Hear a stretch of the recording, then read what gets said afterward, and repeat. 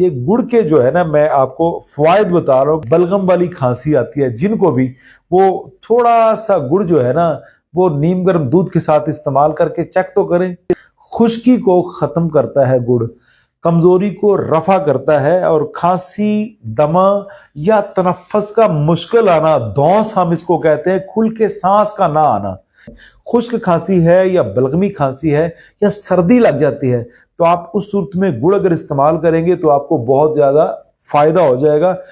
किसी को सीने की दर्द है तो बिस्मिल्लाह पढ़ के नीम गर्म पानी के साथ गुड़ इस्तेमाल करें, थोड़ा थोड़ा गुड़ खाएं, साथ नीम गर्म पानी पिएं, या गुड़ वाला कोई भी कावा बना के अगर इस्तेमाल करें। और जिनको दर्द गुर्दा होती है, जिनको दर्द गुर्दा होती है या जिनको पेशाब खुल के नहीं आता, काली मिर्च के साथ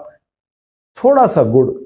पेस्ट बना लें, और जिनको पेशाब खुल के नहीं आता वो इस्तेमाल तो करके देखें, ऊपर से नीम गर्म दूध इस्तेमाल करिए। ये आपका